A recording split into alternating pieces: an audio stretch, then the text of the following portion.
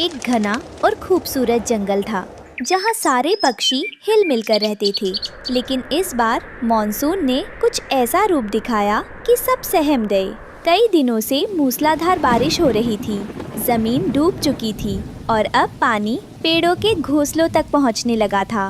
अरे भाई मिट्ठू, ऊपर देखो, पानी तो हमारे घोंसलों को छूने वाला है। अब हमारे अंडे और बच्चे कैसे बचेंगे? ओह, तुम ठीक कह रहे हो कालू। मेरी तोती तो बच्चों को लेकर सुबह से रो रही है। पेड़ की टहनियाँ भी कमजोर हो रही हैं। मिट्ठू जी, कुछ कीजिए। अगर ये पेड़ गिर गया तो हम सब बेघर हो जाएंगे। हमारी सालों की मेहनत पानी में बह जाएगी।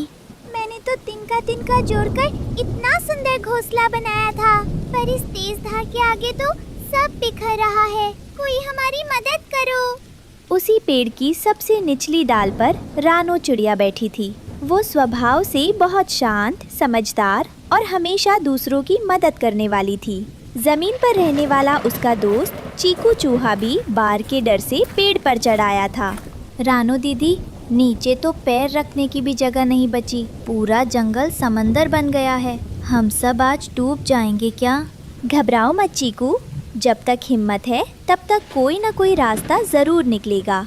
तुम सब यही रुको, मैं ऊपर जाकर देखती हूँ कि बारिश का जोर तहातम है। रानो चिड़िया ने अपने छोटे छोटे पंख फैलाए और तेज बारिश के बीच ऊपर की ओर उड़ने लगी। काले और घने बादल इतने नीचे आ गए थे कि मानो पेड़ की चोटी को छू रहे हों। तभी रानो को बादलों के बीच एक अनोखी चमक दिखाई दी। वो और नजदीक गई तो उसकी आंखें फटी की फटी रह गईं। वहाँ एक सुंदर बादल परी बैठी रो रही थी। प्रणाम परी जी, आप इस तूफान में यहाँ अकेली क्यों रो रही हैं? और आपके हाथ में ये चमकीली छड़ी कैसी है? ओह नन्ही चिड़िया, मैं बादलों की परी हूँ।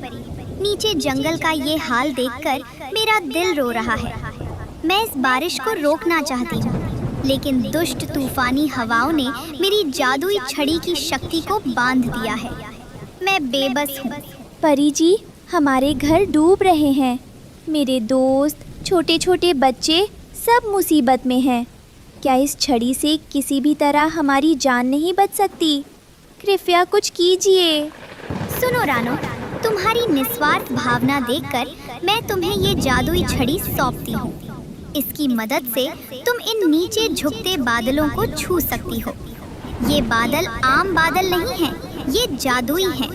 इनसे तुम जो चाहो बना सकती हो। जादुई बादल? क्या मैं इनसे अपने दोस्तों के लिए नया घर बना सकती हूँ? हाँ, जब तुम इस छड़ी से बादलों को छुओगी तो वे रुई की तरह नर्म और वाटरप्रूफ हो जाएंगे। जाओ रानो, अपने जंगल को बचाओ। रानो छड़ी लेकर तुरंत नीचे आई। उसने सूखी लकड़ियाँ इकट्ठा करने के बजाय सीधे बादलों की तरफ उड़ान भरी। उसने अपनी जादुई छड़ी से एक बड़े काले बादल को छुआ। अरे वाह, मुझे किसने छुआ? मुझे तो बहुत गुदगुदी हो रही है। नन्ही चिड़िया, तुम्हें मुझसे क्या चाहिए? बादल भैया, मुझे आपके शरीर का एक छोटा सा टुकड़ा चाहिए। मुझे अपने दोस्तों को डूबने से बचाना है। तुम्हारी सोच बहुत सुंदर है रानो। ये लो, मेरा सबसे नर्म और मजबूत हिस्सा ले जाओ। रानो ने छड़ी घुमाई और बादल का एक बड़ा सा टुकड़ा टूटकर उसके हाथ में आ गया। वो दिखने में सफेद रुई जैसा था, लेकिन छूने में बहुत मजबूत और पूरी तरह सूखा था। रानो ने उस बादल के टुकड़ों को आपस में बुनना शुरू ही किया था कि अचानक आसमान में एक भयानक गड़गड़ाहट हुई। वहाँ घमंडी और खड़ूस काला बादल अपनी बिजली करकाते हुए आ धमका। ए छोटी चिड़िया, तेरी इतनी हिम्मत? इस आसमान में सिर्फ मेरा राज चलता है। तू मेरे इलाके से बादलों के टुकड़े चुरा कर क्या कर रही है? चल, इन्हें वापस रख।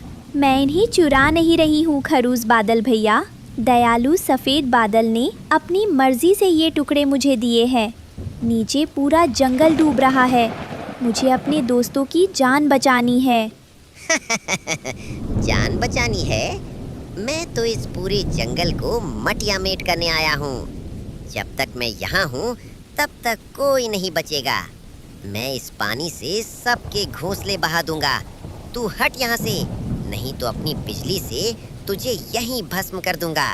आप जितने भी खरूस बन जाए, मैं आपके इस बुरे इरादे को पूरा नहीं होने दूंगी। एक स्किल्फ विनाश करना जानते हैं, लेकिन इस जादुई छड़ी में बचाने की शक्ति है। अच्छा, तो इतनी सी चिड़िया मुझे चुनौती दे रही है? हाँ, ये ले मेरी तेज बर्फीली हवा का झोंका और कड़कती बिजली। देखता हूँ तू अपना घर कैसे बुनती है। खरूस काले बादल ने जोर से फूंक मारी और बर्फीले तूफान के थपेड़े रानो पर छोड़ दिए। रानो के पंख कांपने लगे, लेकिन उसने हिम्मत नहीं हारी। उसने जादुई छड़ी हवा में घुमाई, जिससे एक सुरक्षा कवच बन गया और खरूस बादल की हवाएं उससे टकराकर वापस लौट गईं। देखा खरूस बादल जी, जब तक मेरे मन में दूसरों को बचाने का नेक इरादा है, आपकी ये नफरत की हवा मेरा कुछ नहीं बिगाड़ सकती।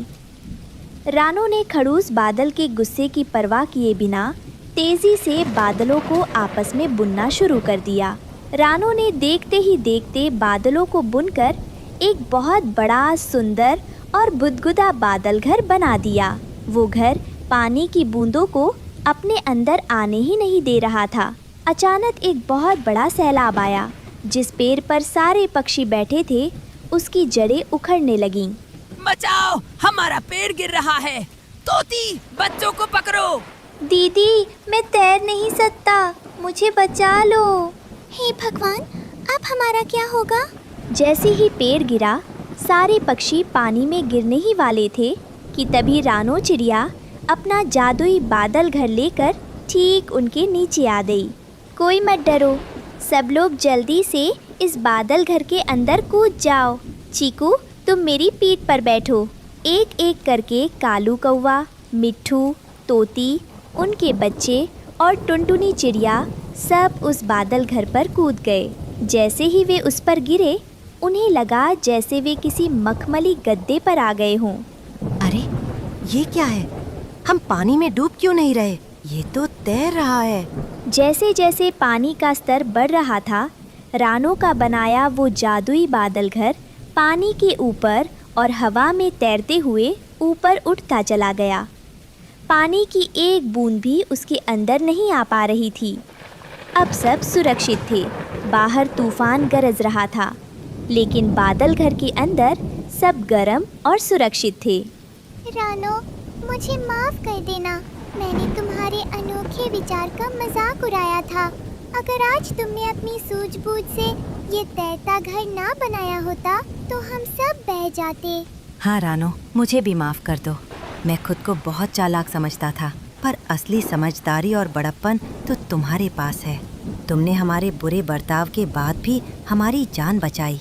दोस्तों, माफ़ी मत मांगिए। मुसीबत के समय अगर हम एक दूसरे के काम नहीं आएंगे, तो हमारी दोस्ती का क्या फ़ायदा। और याद रखिए, जब पुराने रास्ते बंद हो जाएं, तो डरने के बजाय लीक से हटकर कुछ नया सोचना चाहिए। वाह रानो दीदी, आपका ये बादल घर तो किसी जन्नत से कम नहीं है। अब तो मुझे इस बाढ़ से भी डर नहीं लग रहा।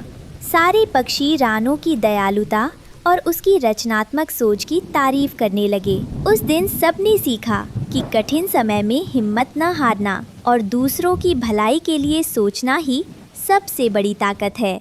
बादलों के उस तैरते घर में अब पूरा पक्षी परिवार सुरक्षित था और नीचे बहता पानी भी उनका कुछ नहीं बिगाड़ पा रहा था।